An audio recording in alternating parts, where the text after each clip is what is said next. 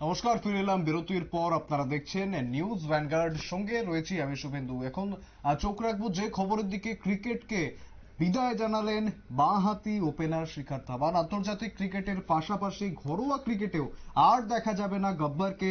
IPL এ কি নতুন ভূমিকায় দেখা যাবে তাহলে গব্বরকে? জাতীয় দলের এই প্রাক্তন ক্রিকেটারকে কি দেখা যাবে তাহলে আইপিএল এ নতুন ভূমিকায়? তাই নিয়ে কিন্তু চলছে জল্পনা। আমরা কথা বলবো। আমাদের সঙ্গে রয়েছেন আমাদের প্রতিনিধি সুমন্ত ব্যানার্জি। সুমন্ত, ঠিক কি জানা যাচ্ছে?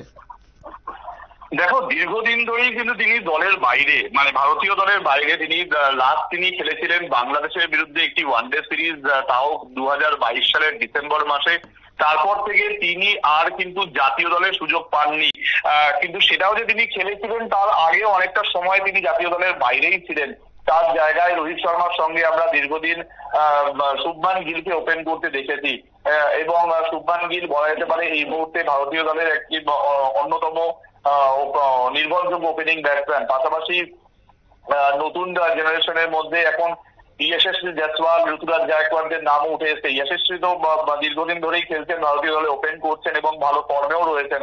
সব থেকে বড় ব্যাপার, এই দীর্ঘদিন ধরে তিনি দলের বাইরে যেমন ছিলেন, অন্যদিকে যদি আইপিএল এর পারফরমেন্স দেখি, সেখানেও কিন্তু যে খুব একটা ভালো মানে তার রাফ ছিল সেটাও নয়। কিন্তু অধিনায়ক হিসেবে তিনি বিভিন্ন দলের হয়ে খেলছিলেন, কারণ তিনি অত্যন্ত সিনিয়র ক্রিকেটার এবং দীর্ঘদিন ভারতের হয়ে তিনি ওপেন করেছেন। সব থেকে বড় ব্যাপার, রোহিত শর্মার সঙ্গে তিনি ওপেনিং জুটিতে একাধিক ম্যাচ জিতিয়েছেন। প্রায় 1700-1800 রান করেছেন তিনি। রোহিত শর্মা তাদের ওপেনিং জুটিতে একটা সময় এরকম ছিল, তার এবং রোহিত শর্মার জুটিকে সচিন সৌরভের জুটির সঙ্গে তুলনা করা হতো।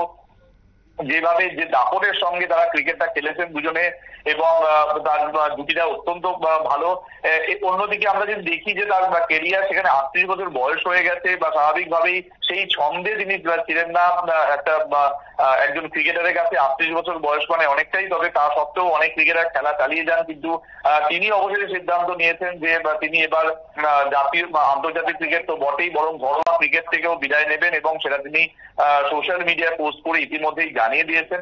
এবং এরপর তাকে হয়তো আইপিএল এ অন্য কোনো ভূমিকাও দেখতে পাওয়া যেতে পারে, কারণ ইতিমধ্যেই বহু ক্রিকেটার যারা ক্রিকেট থেকে অবসর নিয়েছেন, তাদের কাছে আইপিএল একটা দুর্দান্ত প্ল্যাটফর্ম, যেখানে তারা হয়তো কখনো মেন্টর, কখনো কোচ হিসেবে তাদের জলবা দেখিয়েছেন। আমরা জানি, অতীতে আমরা দেখেছি যে বীরেন্দ্র সেহবাগ, দেখেছি সচিন তেন্ডুলকার বা গৌতম গম্ভীর, প্রচুর ক্রিকেটার তারা ছিলেন। এমনকি রাহুল দ্রাবিড়ও সেই ভূমিকা পালন করেছেন। এবার তিনি যে বিদায় নিলেন, এরপর কি ভূমিকা দেখা যাবে সেটা অবশ্যই সময় বলবে। কিন্তু তিনি যখন বিদায় নিলেন, তার আগে তিনি ধন্যবাদ জানিয়েছেন তার ভারতীয় গোটা দলকে, ধন্যবাদ জানিয়েছেন বিসিসিআই এবং তার সঙ্গে ডিবিসিএ মানে দিল্লি ক্রিকেট একাডেমিকে, কারণ দিল্লির হয়ে তিনি খেলতেন, দীর্ঘদিন তিনি খেলেছেন। এবং এই দিল্লি থেকেই আমরা দেখেছি যে গৌতম গম্ভীর, কখনো আমরা দেখেছি বীরেন্দ্র সেহবাগকে উঠে আসতে। সুতরাং সেই জায়গায় দাঁড়িয়ে যখন আমরা সচিন সৌরভ বা গৌতম গম্ভীর, বীরেন্দ্র সেহবাগের জুটি যদি বাদ দিয়ে দিই, তারপরে কিন্তু রোহিত শর্মা এবং এই শিখর ধাওয়ানের জুটি অত্যন্ত জনপ্রিয় ছিল, এবং প্রচুর ম্যাচ তারা জিতিয়েছেন। বা টেস্টে তারা 7খানা বা সেঞ্চুরি রয়েছে। এবং টেস্টের পাশাপাশি যদি ওয়ানডে দেখি, ওয়ানডে তার কিন্তু ক্যারিয়ার দারুণ, মানে তিনি দাপুটে ব্যাটসম্যান, এবং তার এক সময় গোফের ধরন দেখে তাকে গব্বর বলতেন তার দলীয় সহকর্মীরা। সুতরাং সেই জায়গা থেকে দাঁড়িয়ে তার এই চলে যাওয়াটা, ক্রিকেটকে বিদায় জানানোটা নিঃসন্দেহে ভারতীয় দল বা তার সমর্থকদের কাছে একটা ধাক্কা। কিন্তু আগামী দিনে তার যে এক্সপিরিয়েন্স, তার যে ক্রিকেটীয় স্কিল, সেটাকে ডেফিনেটলি কাজে লাগাতে চাইবেন বিভিন্ন আইপিএল দলগুলো। কারণ ইতিমধ্যেই কিন্তু তুমি জানো যে লখনৌ সুপার জায়ান্টস বা কলকাতা নাইট রাইডার্স, এই সমস্ত দলগুলোতে এখনো পর্যন্ত কিন্তু মেন্টর সেভাবে নেই, এমনকি কোচেরও পরিবর্তন হতে পারে বলে শোনা যাচ্ছে। সুতরাং সেই জায়গায় দাঁড়িয়ে যদি শিখর ধাওয়ানের মতন কোনো ভারতীয় আইপিএল এ আসেন, তাহলে সেক্ষেত্রে নিঃসন্দেহে একটা শক্তি বৃদ্ধি হবে।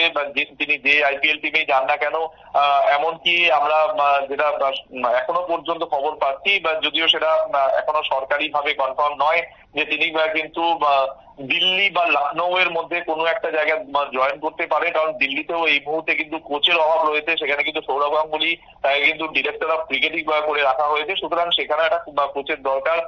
সেই জায়গাতেও তিনি আসতে পারেন, কারণ দীর্ঘদিন তিনি দিল্লির হয়ে খেলেছেন। দিল্লি দলটা, দিল্লির মাঠ, সেই সম্পর্কে তার সম্যক ধারণা রয়েছে। সুতরাং সবকিছু মিলিয়ে এখন জল্পনা রয়েছে যে আইপিএল এ তিনি যোগ দিতে পারেন, কিন্তু এখনো জানেন পরিষ্কার নয় সেই বিষয়টি। তবে তিনি বা তার ক্রিকেটীয় জীবনের পাশাপাশি বা তার ব্যক্তিগত জীবনেও কিন্তু বেশ রঙিন ছিলেন তিনি। আমরা জানি যে তিনি তার পরিবার নিয়ে বেশ ভালো ভালো রিলস বানাতেন এবং তিনি সোশ্যাল মিডিয়ায় ভীষণ ভীষণ অ্যাক্টিভ। যদিও তার ব্যক্তিগত জীবনে তার বিচ্ছেদ হয়ে গেছে, বিবাহ বিচ্ছেদ হয়েছে, সেটাকেও তিনি খুব যেমন ভাবে স্পোর্টিংলি নিয়েছেন, কারণ তিনি দিনের শেষে একজন ক্রিকেটার এবং সেই যেভাবে ক্রিকেটার হিসেবে তাকে বিভিন্ন জিনিস তাদেরকে ত্যাগ করতে হয়, সেই ত্যাগটাকে মাথায় রেখেই তিনি সমস্ত বিষয়কে এখনো পর্যন্ত স্পোর্টিংলি নিয়েছেন। তিনি তার বিবাহ বিচ্ছেদ হয়ে গেল, ব্যক্তিগত জীবনে কোনো প্রভাব কিন্তু তিনি সেই অর্থে ফেলতে দেননি তার ক্রিকেটীয় জীবনে। সুতরাং সবকিছু মিলিয়ে তার সমর্থকরা হয়তো আশাহত, ভারতীয় ক্রিকেট বোর্ড হয়তো আরো একজন উজ্জ্বল তারকাকে হারালো, কিন্তু নিঃসন্দেহে তার যে অবদান ভারতীয় ক্রিকেটে তা বলার মতো থাকবে না। একেবারে সুমন্ত, ধন্যবাদ। আমাদের প্রতিনিধি সুমন্ত ব্যানার্জি তুলে ধরলো ঠিক কি কি জল্পনা রয়েছে, কোন দিকে মোড় নিতে পারে শিখর ধাওয়ানের তার কেরিয়ার বা তার ভবিষ্যৎ ঠিক কোন দিকে মোড় নিতে পারে তা নিয়ে কিন্তু জল্পনা রয়েছে, এবং সেই উত্তরগুলো কিন্তু শুধুমাত্র সময় দেবে। ফিরে আসছে একটি বিরতির পর, সঙ্গে থাকুন।